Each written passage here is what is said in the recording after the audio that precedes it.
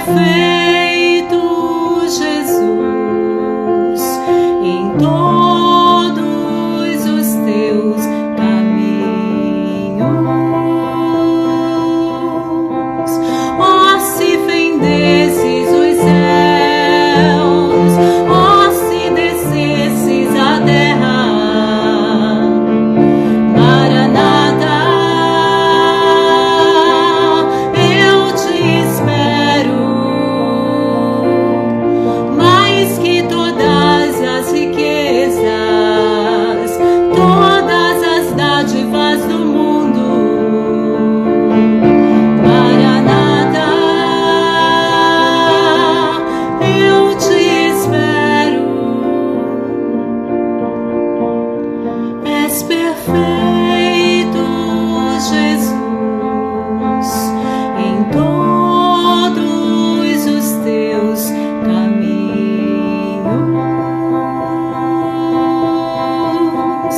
És perfeito, Jesus, em todos os seus caminhos.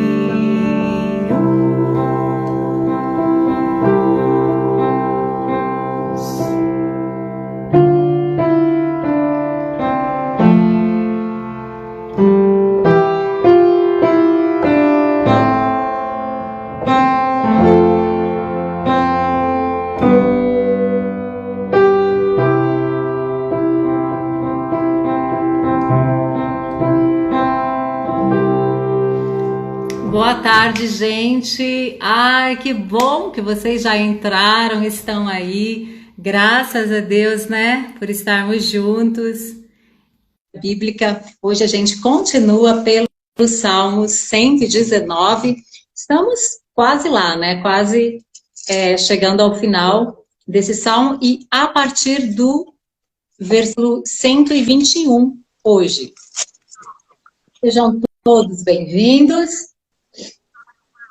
Oi, Eli, boa tarde. Boa tarde a todos. Deus nos abençoe nessa paradinha que nós damos no meio do dia para buscar ao Senhor. E hoje, Salmo 119, a partir do versículo 121. Vamos lá, gente, então, vamos seguindo, né? Por favor, escreva aqui para a gente conhecer o versículo que chama a sua atenção. O que você entende? O Espírito Santo está falando, porque ele está aqui. Ele está em nosso meio. Ele está presente na minha vida, na sua, e ele está em nós e entre nós. Ele que nos une. Nós estamos aqui porque o Espírito Santo nos une. E então você deixe o seu comentário, porque ele fala com você. Nós estamos diante da palavra de Deus e nós temos a presença do Espírito Santo. Então, é o ambiente que Deus fala com você e comigo. Compartilha com a gente. Eu dou a minha opinião aqui, a minha opinião não, né? Aquilo que ele fala, ele também. E você também, coloque aqui para a gente ter esse apanhado, né, de textos que ele vai falando com a gente, que ele vai transformando o nosso interior. Porque, sabe, cada vez que a gente lê a palavra de Deus, que a gente medita com amor, com alegria, com zelo, nós estamos dando passos de glória em glória. De glória em glória. Então, sejam bem-vindos e estejam à vontade para comentar aqui com a gente, tá bom? Quer começar, Eli? Vamos lá. Eu quero sim. Boa tarde, Mônica, pastora Ivoneide, linda. Amanhã, pastora Ivoneide estará aqui lendo e também comentando o livro de Salmos, versículo 121. Isso, você vai colocando uma porção de coraçãozinhos aí, enquanto nós vamos meditando. Tenho vivido com justiça e retidão. Não me abandones nas mãos dos meus adversários. Garante o bem-estar do teu servo. Não permitas que os arrogantes me oprimam. Os meus olhos fraquejaram, aguardando a tua redenção e o cumprimento da tua promessa de justiça. Trata, pois, o teu servo conforme o teu amor leal e ensina-me os teus decretos. Sou teu servo, dá-me discernimento para que eu conheça as tuas prescrições. Já é tempo de agires, Senhor, pois a tua lei está sendo desrespeitada. Por isso amo os teus mandamentos muito mais do que o ouro purificado. Por isso considero totalmente retos todos os teus preceitos e detesto todas as trilhas da falsidade. Muito lindo, e eu quero voltar no versículo 122, garante o bem-estar do teu servo. Nós podemos pedir como Davi, garante o bem-estar do teu servo. Nós estamos alinhados, buscando o Senhor, e nós podemos pedir que Ele garanta o nosso bem-estar. Quando você já não sabe assim muito, o que será, não, o que eu poderia viver hoje, o que Deus tem preparado para hoje, não tem muito certo, faz esta oração. Senhor, garante o meu bem-estar. Hoje eu tinha que sair pela manhã e resolver uma série de compromissos, uma série de pendênciazinhas. E eu pedi para o Senhor, que eu encontre sucesso em tudo que eu for fazer. Era muita coisa. E eu pedi assim, na batelada, Senhor, que eu encontre sucesso em tudo que eu for fazer.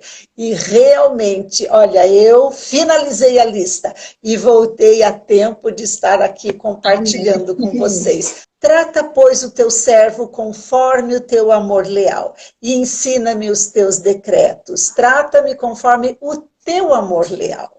Não é conforme o nosso merecimento. Nós precisamos estar aqui. Ensina-me os teus decretos e fazer a vontade do Senhor. Mas o Senhor nos trata conforme o amor dele, porque ele é amor. E não tem como ele não nos tratar com amor. Mesmo quando ele nos orienta, quando ele nos corrige, ele sempre está nos tratando com amor leal, para garantir o nosso bem-estar. Fique com essa lembrança. Amém, Eli, obrigada.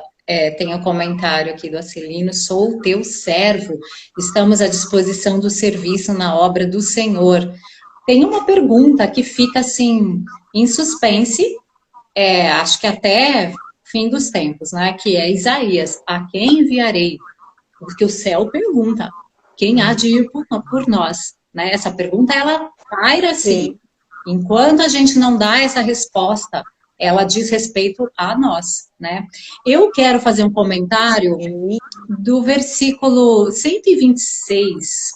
Esse salmista, ele diz: Senhor, está na hora de agires, pois eles descumpriram a tua lei. Gente, isso aqui a gente sempre quer assim no nosso tempo, né? E nós aprendemos e ouvimos muito que Deus tem o tempo dele, e é verdade. Ele é Senhor de todas as coisas, ele é Senhor do tempo, é Senhor da nossa vida. Agora, tem algo que acontece que o salmista aqui está percebendo. Eles descumpriram a tua lei. Está tudo uma bagunça, uma corrupção. Então está na hora, Senhor, do Senhor agir, porque eles estão descumprindo a tua lei está caída diante deles, eles não observam a tua lei. E eu quero trazer para o nosso tempo esse comentário. Nós olhamos e é isso que nós vemos. A lei do Senhor sendo descumprida de uma maneira assim, total. E nós, como filhos de Deus, temos que nos manifestar em relação a isso, em relação ao retorno de Jesus. Nós sabemos que tem uma hora e um tempo determinado para ele voltar, mas também é verdade que lá em Apocalipse nos diz que nós vamos dizer: ora vem Senhor Jesus. O texto de Apocalipse diz: a igreja, o Espírito e a noiva dizem: vem Senhor. Ora, vem, Senhor Jesus, venha. E é interessante que do capítulo 4 para o capítulo 5 de Apocalipse, antes dos juízos de Deus, nós vemos um grande movimento de adoração no céu. Lá diz que todas as criaturas na terra, debaixo da terra, em todo lugar, elas adoravam o Cordeiro. E isso acontece no momento da virada em que os juízos de Deus começam a vir sobre a terra. E o quanto nós estamos vendo que a lei do Senhor está descumprida. Está aí aos nossos olhos. E nós, como igreja, como seus filhos, nós temos que entrar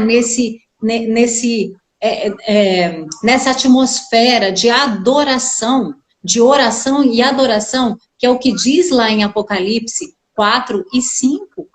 Está lá as orações subindo como incenso e adoração. Oração e adoração. O quanto nós estamos adorando e o quanto nós estamos dizendo, ora, vem Senhor Jesus, nós queremos que o Senhor se manifeste, porque está precisando do Senhor agir. É tempo de o Senhor voltar. Então, mediante o nosso posicionamento de adoração na terra, que essa palavra, que esse dia está chegando.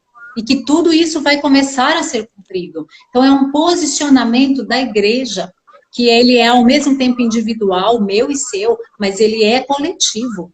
Esse crescimento da adoração. Então, que nós possamos nos posicionar dessa maneira. E aí nós poderemos dizer, Senhor, está na hora de agir. Está na hora, porque nós não aguentamos mais ver tanta corrupção, tanta maldade, tanta violência, tanto descumprimento, tanto descaso com a tua lei, tanto descaso com o Senhor, tanto descaso com o nome de Jesus Cristo. Nós não queremos mais ver isso. Nós queremos ver o Senhor se manifestando e trazendo para a terra aquilo que o Senhor prometeu, aquilo que está para ser cumprido. Então fica aí o meu comentário, bem? Vamos ver aqui. O poder da nossa oração, a autoridade que temos. Sim, a autoridade foi dada à igreja, né? Foi dada à igreja. E Deus realiza a obra dele através de nós, através da igreja. Então, essa posição que a gente tem que estar. 129 agora, tá? Eu vou ler.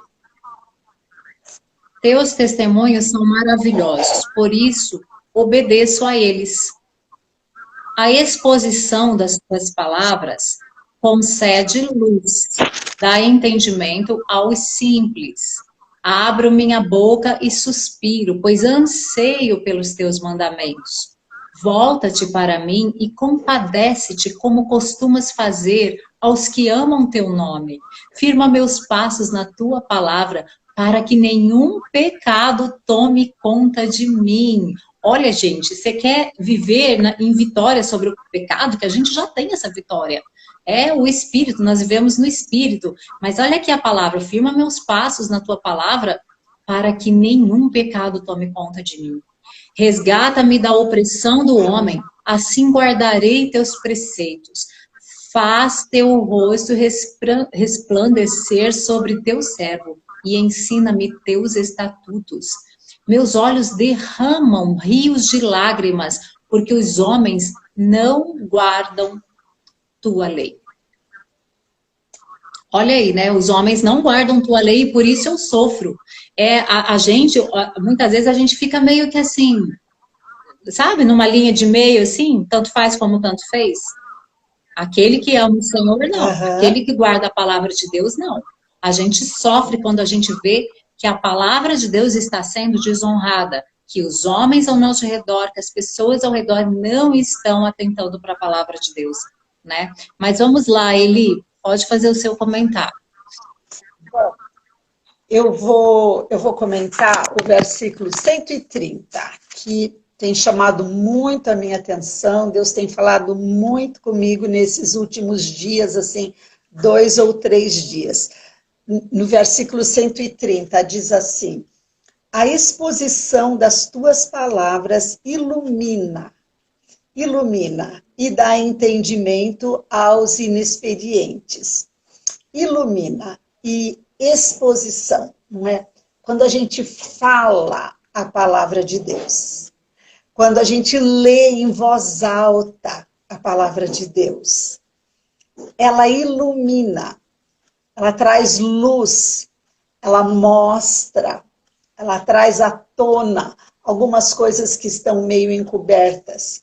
E esse trecho todo, não só esse trecho, mas esse salmo está falando muito de injustiça, de situações fora da vontade de Deus, fora dos princípios de Deus. E isso tem dominado de uma forma tão generalizada, já era assim no tempo que foi escrito esse Salmo 129, e parece que ele foi escrito no ano de 2021, não é?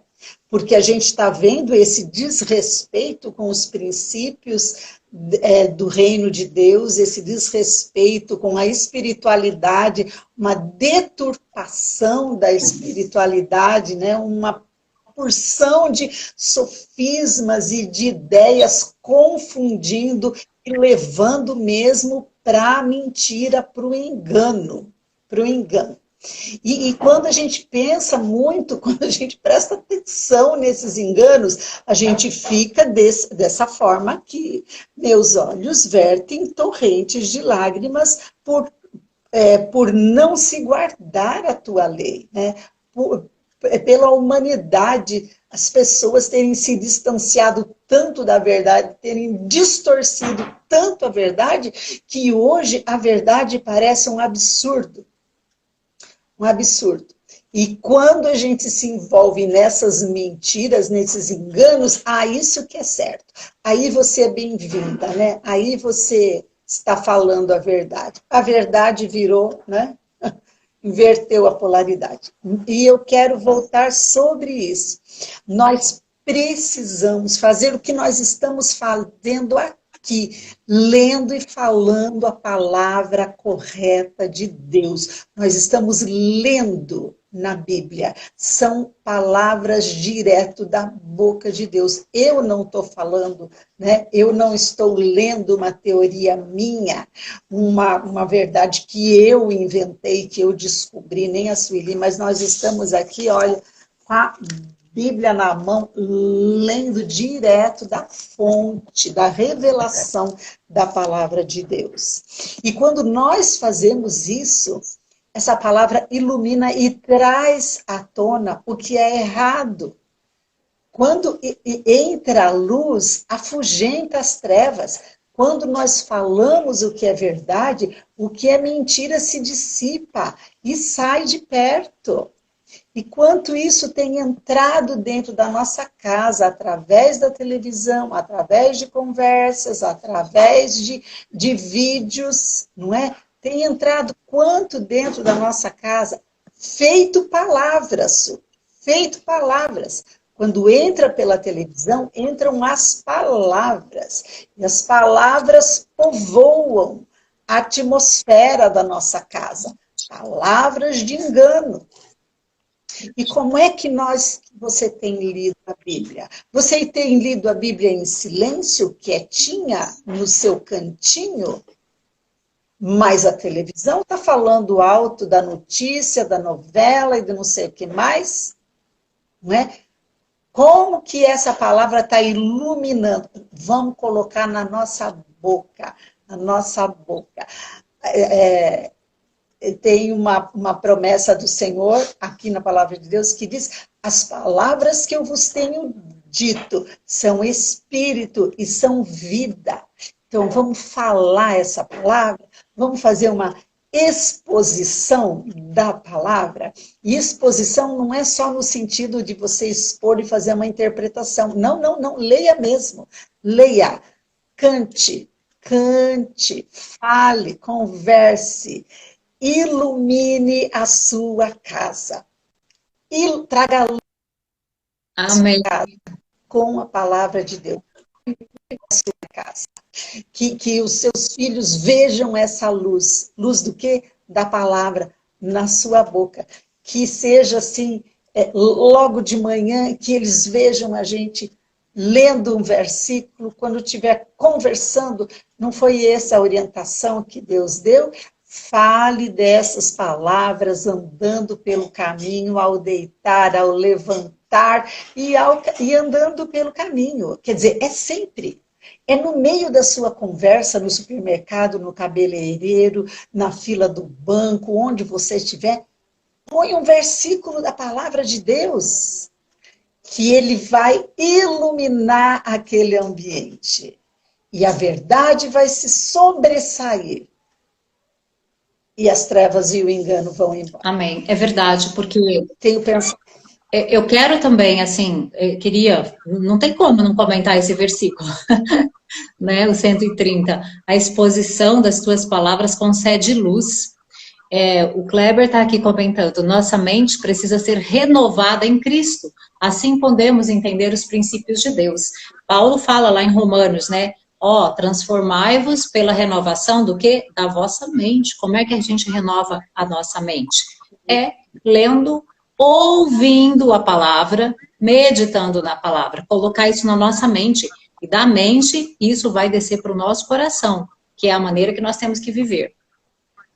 E, deixa eu ver, tem mais um comentário aqui do Celino. A nossa alma sente profundamente a rejeição das pessoas que não guardam a lei do Senhor. Por quê? Porque nós amamos o Senhor, né? Então, nós amamos a lei dele. E nós ficamos entristecidos mesmo. Com isso, as lágrimas vêm à tona.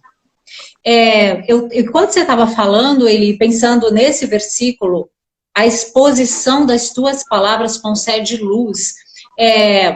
E nós estamos comentando da situação que estamos vendo, como a palavra de Deus, como os princípios de Deus têm sido negligenciados, né? Como as pessoas têm, assim, tido aversão à palavra de Deus. É uma geração corrompida. E aí eu estava lembrando de Noé, que também viveu numa geração assim, né? E lá em Gênesis 6, eu abri aqui para ver alguns versículos que Deus falou assim, no versículo 5, diz, o Senhor viu que a maldade do homem na terra era grande e que toda a imaginação dos pensamentos de seu coração era continuamente má. Gente, olha, imaginação dos pensamentos de seu coração. Era uma geração que não tinha a palavra de Deus. Porque quando temos a palavra de Deus, o salmista está dizendo que quando ela é exposta, existe luz. E aí Deus vai falando o que estava acontecendo, né? Inclusive no 12 ele fala, e Deus viu a terra e ela estava corrompida, pois a humanidade toda havia corrompido a sua conduta sobre a terra. Gente, parece que era pior que agora, porque era todo mundo.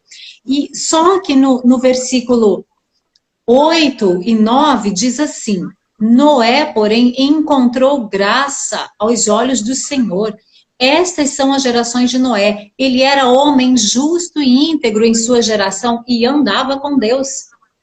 Então, por mais que nós estejamos inseridos nesse ambiente que está tão corrompido, nós podemos, eu e você, caminhar dessa maneira, encontrando graça aos olhos do Senhor, sendo justos e íntegro, como Noé foi em sua geração. Ele andava com Deus. Eu e você podemos andar com Deus. Por quê? Porque temos a palavra dele. E porque temos o Espírito Santo habitando dentro de nós, que vai nos dizendo também. Então, não há desculpas. Não há desculpas.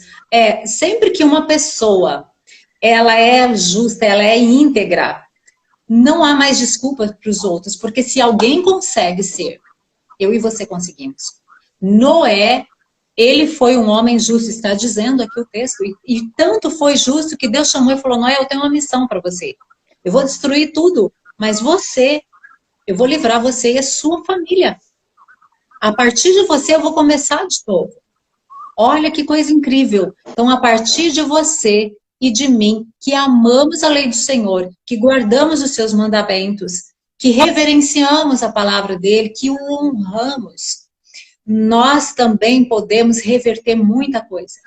Ele pode começar coisas novas a partir de mim e de você. O Senhor, Deus pode começar tantas coisas. Se eu e você somos justos, e somos, porque é Cristo que nos justificou. É Cristo. Cristo morreu, lá em Romanos diz isso, né, que não há condenação para nós. Nós somos justos por causa de Jesus. Então, que assim seja, a minha vida e a sua, que cada dia o Senhor possa olhar para nós e falar assim, bom, tá tudo perdido aí, mas eu vou construir algo a partir de você. Eu vou construir algo a partir de você.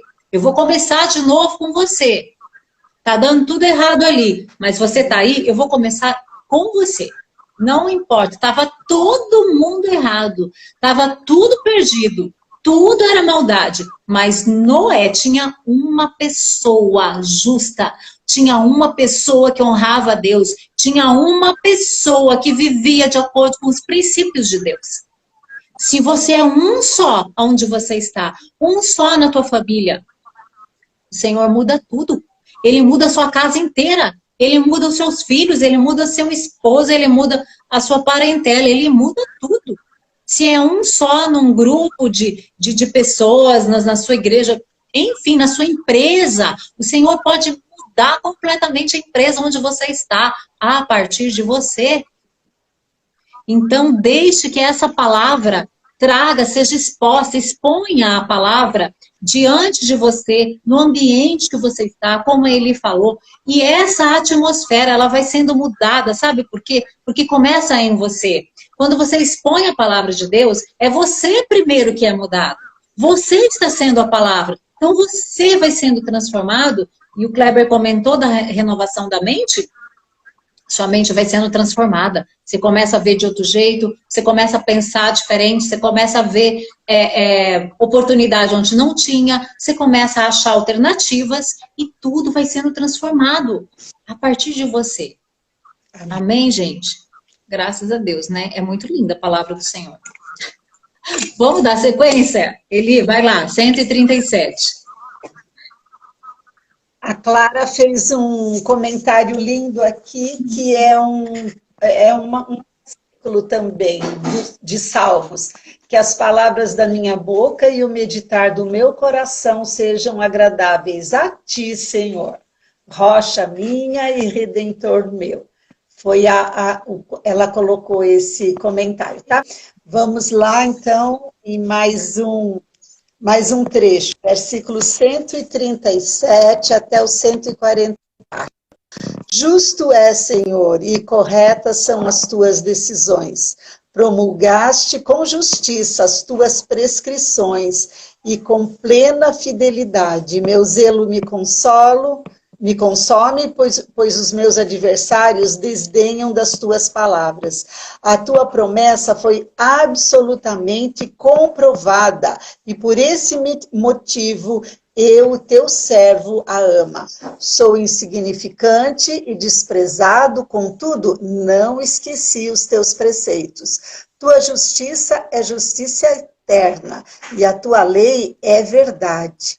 Sobrevieram-me angústia e tribulação, todavia teus mandamentos são minha delícia. As tuas prescrições são justiça eterna.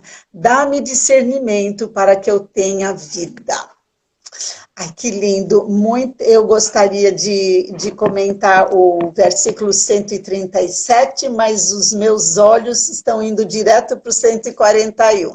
Vamos fazer um arrazoado, então. Justo é, Senhor, e corretas são as tuas decisões.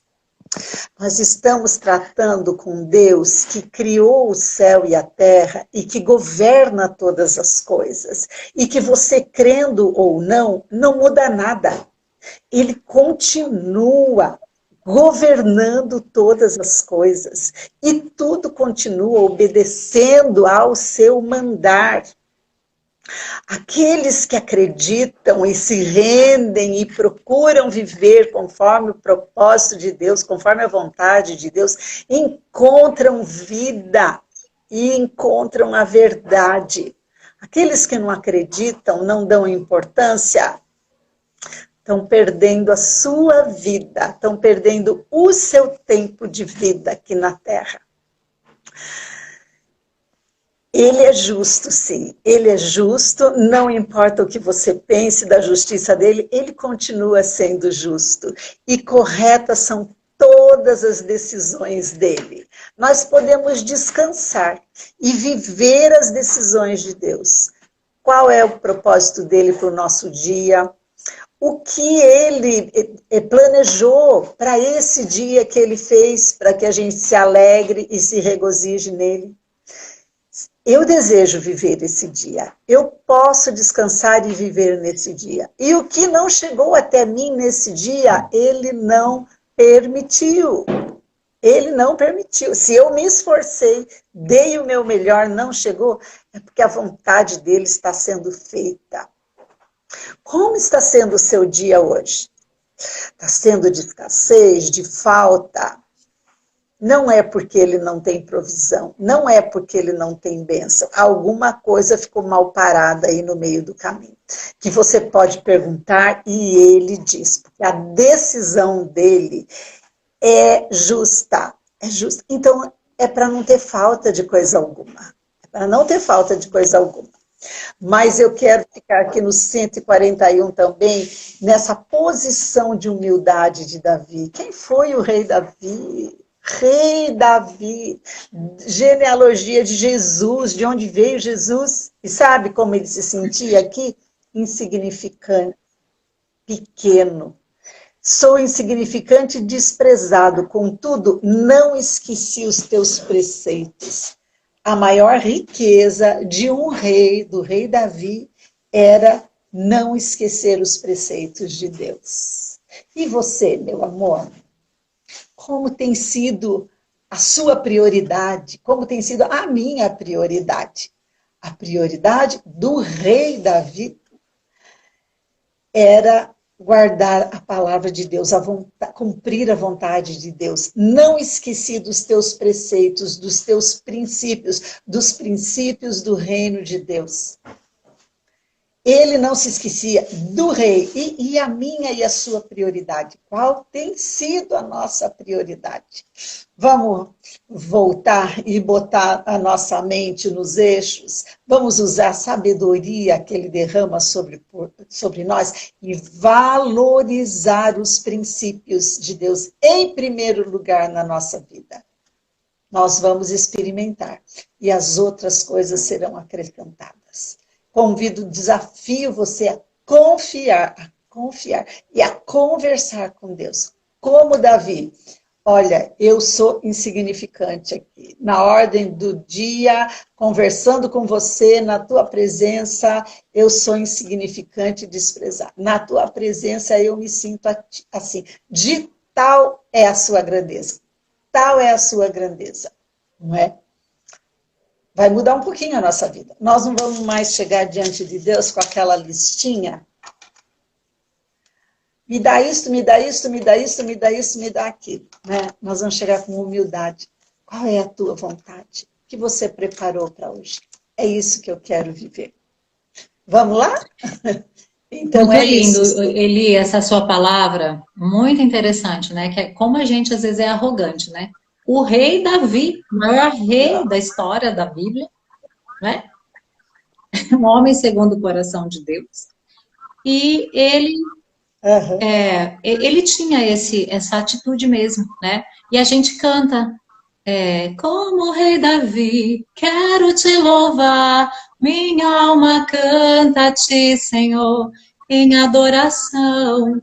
Mas, né, a gente não dá esse valor.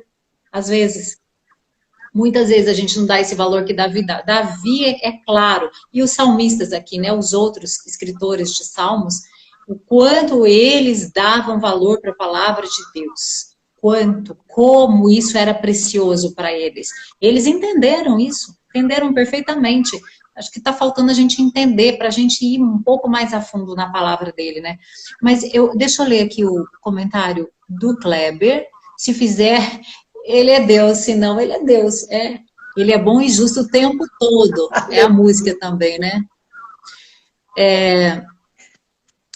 Que linda, obrigada, Fátima, querida. O salmista pede para Deus dar-lhe inteligência para que viva e compreenda perfeitamente que a justiça dos testemunhos do Senhor é eterna, dura para sempre. É o versículo 144. Teus testemunhos são justos para sempre. Dá-me entendimento para que eu viva. Então é isso que ele está pedindo, né? Para compreender, porque ele entende que a partir disso é que ele tem a vida eterna. E é, né? Quando a gente crê e obedece a sua palavra, ele faz morada em nós. Nós somos nova criatura e vivemos para sempre. É muito lindo. Eu quero... tem mais um comentário aqui, ó. Deus ama o simples, mas resiste o orgulhoso. Amém, amém, amém. Deixa eu fazer um comentário disso antes de eu ir para o meu comentário aqui do versículo. A gente esquece que Jesus, ele veio em humildade, né? Jesus, o Filho de Deus, veio aqui para revelar o Pai. Ele veio em humildade. Por isso que ele fala no Sermão do Monte, né, que a gente tem que ter um espírito humilde. Vamos meditar nisso, né? Vamos meditando. Mas eu quero fazer uma menção aqui do versículo 143, como é rico, né? Cada um menciona um, e é tudo tão importante. O 143 diz, tribulação e angústia me dominaram, mas teus mandamentos são o meu prazer. Qual situação você está vivendo? Qual é? O que tem te trazido angústia? É verdade, nós temos Cristo, nós temos a alegria do Senhor, mas é verdade que nós somos muitas vezes angustiados por muitas questões e tribulações, né, aflições que vêm, e às vezes a gente sente esse impacto assim, mas aí ele diz, os teus mandamentos são o meu prazer. Qualquer situação que você esteja passando, a mais difícil que for, a palavra do Senhor sempre traz para você um alívio. Ela traz aquela paz na sua alma que Jesus falou, sabe? Eu deixo-vos a minha paz eu vos dou. Então, se você está angustiado, atribulado, leia um versículo que seja, pegue o texto, você tem os salmos, tem os evangelhos, olha, tem as cartas de Paulo, você vai abrir ali, uma linha que você lê, vai mudar o seu coração, você lê, você repete, você fala com os teus lábios, você fecha os teus olhos, fica ali 2, 3 minutinhos meditando naquilo. Quanto mais você faz isso, mais você quer fazer. Daqui a pouco você está meia hora ali num versículo, encontrando tesouros, e o seu coração vai sendo transformado. Você vai se enchendo da paz dele, você vai renovando a sua mente, a sua maneira de pensar, e a tribulação e a angústia, elas começam a ficar em segundo plano. Porque você fica nesse patamar elevado, aonde a palavra de Deus nos coloca, né? Então, tribulação e angústia, vá para a palavra do Senhor, porque ela é o nosso prazer. Os mandamentos são o nosso prazer. A Fátima está colocando aqui, meu preferido é o 144, entendimento e continuarei. E isso, acho que foi o Acelino que também colocou, né? Quando a gente entende a palavra de Deus, essa compreensão, esse entendimento, a gente vive. Por que a gente vive mais? Por que a gente vive eternamente? Porque a palavra dele vai mudando tudo. E a gente começa a agir de acordo com a palavra. Quando a gente começa a agir de acordo com a palavra, a gente está no patamar eterno. Né? A gente está na dimensão eterna. Tem mais algum comentário? Deixa eu ver. Verdade, nasceu numa manjedoura. Jesus nasceu numa manjedoura. Então... Sim, eu estava pensando muito nisso, né, Su? Na humildade de Jesus. Veja uma coisa. O rei Davi tinha esse sentimento. Aline gosta do Salmo 37. Muito lindo mesmo. Su, a gente estava falando no rei Davi, não é? Que era o rei Davi, e ele, diante de Deus, se sentia insignificante e desprezado, né? E nós falamos da humildade de Jesus. Foi mencionado aí que ele nasceu numa manjedoura. Humildade não tem a ver, humildade e arrogância não tem muito a ver com condição financeira. tem a ver com caráter interior e atitudes. Muito mais. Tem muita gente que não tem condição financeira, que nasceu menos que numa manjedoura e é de uma soberba inalcançável.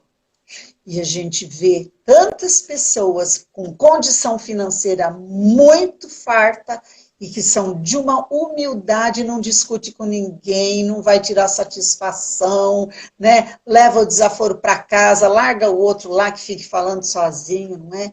E Jesus era assim, Jesus era humilde na sua essência. Ele tinha uma capa muito rica. A capa dele, quando ele foi crucificado, foi disputada pelos soldados. Soldado não ia ficar com trapo. A capa de Jesus era de primeira. Os amigos de Jesus era José de Arimateia, que era muito... tinha uma condição financeira muito boa, tinha um túmulo e cedeu o túmulo dele, ele doou, ele ofertou o túmulo dele para Jesus. Era alguém de condição financeira, eram os amigos de Jesus, né? Na casa de Marta, Maria e Lázaro, quando Jesus chegava, ele nunca estava sozinho, Su. Ele tinha no mínimo 11 com ele, no mínimo 12 com ele, fora as pessoas que andavam atrás dele, não é? E aquela casa, a gente vê situações em que elas estavam preparando o jantar para todo mundo que chegasse, né? Porque eu imagino que quem andava atrás de Jesus, Su, não ficava olhando se tinha cadeira para sentar, ia se enfiando no meio da casa, ia ficando ali junto, não é? Então, vamos lembrar disso, que esse insignificante, desprezado, é o que Davi estava sentindo diante de Deus, que não tem a ver, e ele era o rei realmente, né?